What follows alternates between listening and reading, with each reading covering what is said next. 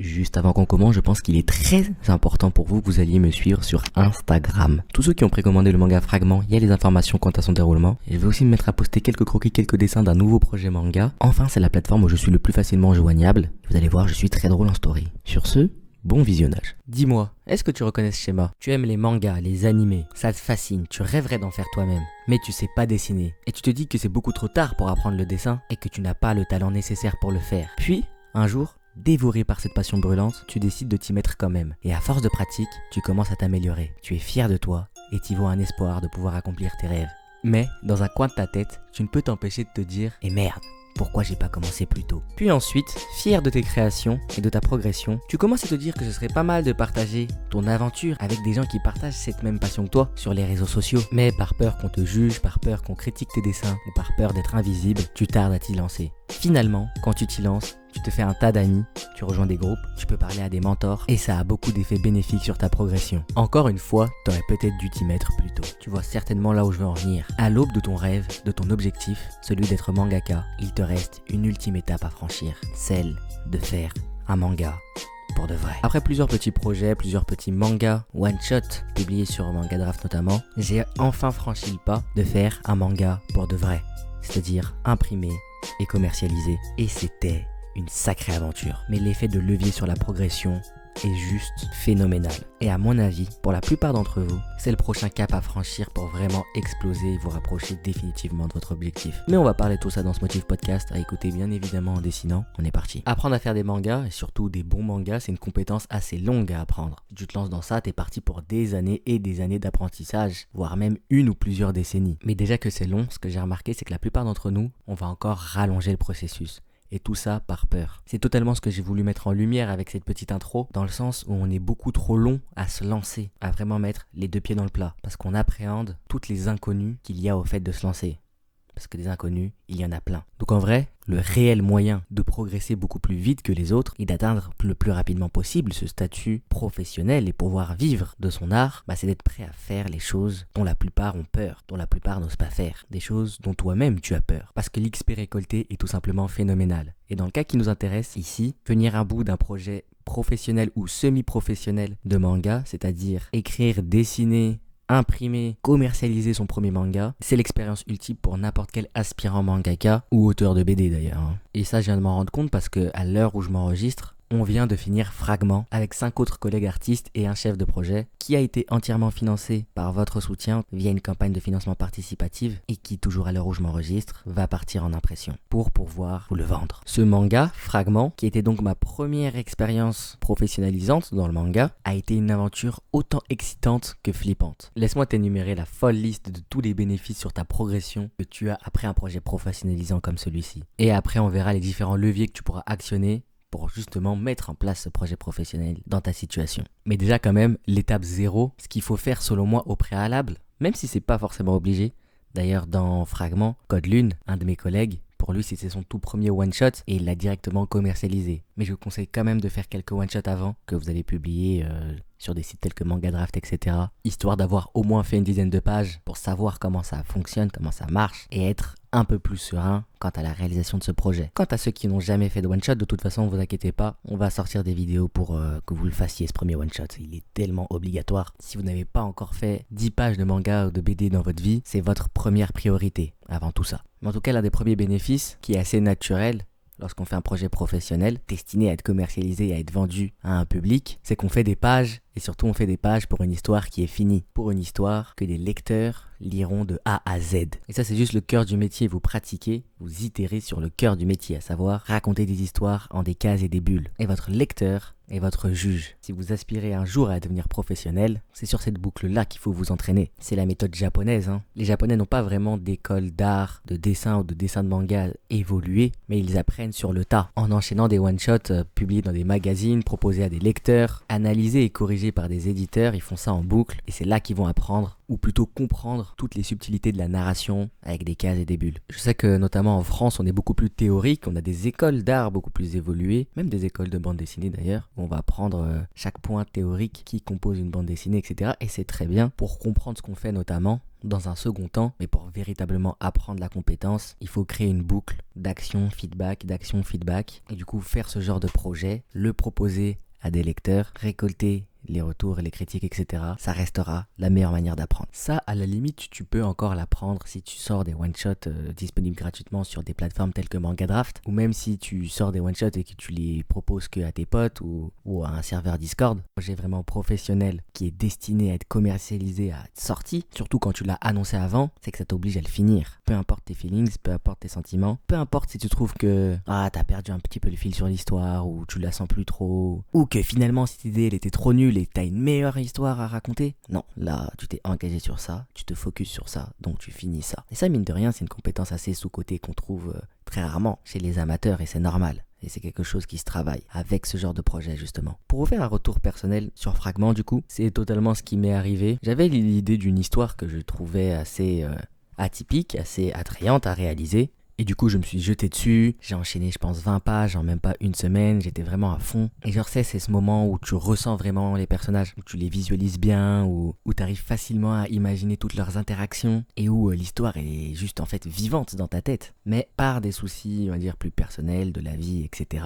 j'ai dû mettre en pause, du coup, cette histoire, et la reprendre des mois après. Et là, c'était plus la même histoire. Là, les personnages, ils ont commencé à se rigidifier dans mon esprit. J'étais plus du tout là, j'avais perdu un peu le fil et je trouvais plus du tout l'idée aussi brillante qu'avant. Et c'est normal, le contexte a changé en plusieurs mois. Et c'est ce que disait justement Stephen King. Il disait que lui, s'il finissait pas rapidement un des manuscrits qu'il était en train d'écrire, ça devenait très très complexe justement de le finir parce que les personnages se rigidifiaient dans son esprit et de les voyait justement comme des personnages à la place de les voir comme des vraies personnes. Ce qui est beaucoup plus intéressant quand tu fais une histoire. Et selon le contexte, soit il était obligé de finir le manuscrit dans la douleur, soit il l'abandonnait. Et du coup, quand tu es dans un projet professionnel comme ça, où le bouquin il doit sortir, tu dois finir le manga, quoi qu'il arrive. Donc j'ai dû le finir, et ça t'apprend quand même une bonne leçon. Mais encore mieux, c'est qu'une histoire que j'aurais habituellement abandonnée, en persistant dessus, j'y ai retrouvé un petit peu un certain mojo, et au final, l'histoire finale que j'ai pondue me plaît énormément. Il y a ce côté un petit peu de dépassement de soi, il y a ce côté un petit peu,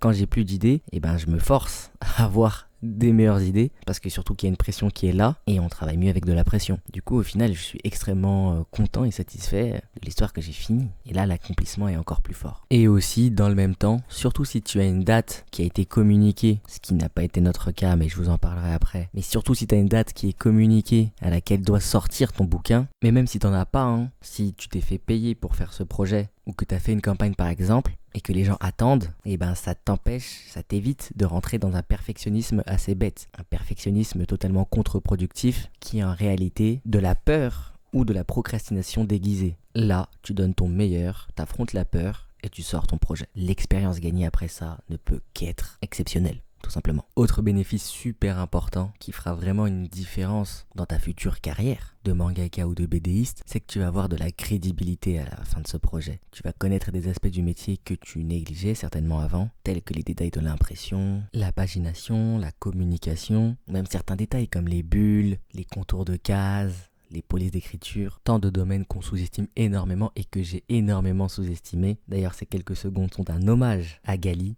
Désolé, c'est vrai que c'était compliqué. Mais là oui, parce que je l'ai pas précisé, il s'agit de sortir le bouquin en physique. Donc tous ces détails sont ultra importants. Et il faut bien commencer à les apprendre. Et aussi quand on parle de crédibilité, aussi on peut parler de réseau. Si vous réussissez, le fait que vous ayez réussi à mener à bien un projet professionnel, ça va vous donner de la crédibilité auprès d'autres artistes professionnels ou d'autres personnes ou d'autres structures qui cherchent des artistes professionnels pour réaliser d'autres projets de cette même envergure. Et c'est comme ça qu'un petit peu l'effet boule de neige peut commencer à s'activer pour vous. Et d'ailleurs, c'est tout à fait ce qui s'est passé pour nous. Via ce projet, on a tous pu rebondir sur un autre projet aussi professionnel ou semi-professionnel en l'occurrence. Et on a commencé à avoir quelques contacts à gauche à droite qui pourront nous être utiles pour notre future carrière. Donc ça a vraiment été un tremplin. Mais sans aucun doute possible, le bénéfice le plus important que tu vas pouvoir retirer de cette expérience, c'est le fait de combattre ton fucking syndrome de l'imposteur. Ou, comme le dit Steven Pressfield, de combattre la résistance en général. Cette résistance qui peut se manifester de plusieurs manières différentes. Déjà et bien souvent avec un gros syndrome de l'imposteur, mais aussi avec, comme ce qu'on a dit, un perfectionnisme contre-productif, presque maladif, ou une paresse, ou whatever. Le truc, c'est que lancer un projet comme ça, c'est ce qui va taper le plus dans ton syndrome de l'imposteur. T'auras tout un tas de questions, et de remises en question, surtout, sur ta réelle légitimité à pouvoir vendre un manga. Mais sache que de toute façon, tu forces personne à l'acheter. Et si les gens y voient de la valeur, bah ils vont l'acheter et t'as rien à dire. C'est à eux, et c'est dans leur bibliothèque que le manga va revenir au final.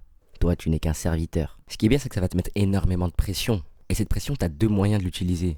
Soit tu la laisses t'écraser, t'envahir, et tu sors jamais le bouquin, ou soit tu essaies de la surmonter, de la surpasser, quoi qu'il en coûte, parce que de toute façon, t'as déjà communiqué sur le projet, ou t'as fait une campagne comme nous, elle a été financée, et les gens attendent leur tome, et du coup là, il va se passer quelque chose de très très spécial, quelque chose que j'ai vécu avec Fragment, et quelque chose que mes autres collègues artistes qui étaient avec moi sur ce projet ont vécu aussi, parce que c'était à nous tous notre premier projet, entre guillemets, semi-professionnel. Ce qui va t'arriver, c'est que à la fin de celui-ci, quand tu auras fini les pages, quand tu auras fini de régler tout ce qui est à régler, bah ta confiance en toi va être énormément boostée, mais à un niveau inimaginable.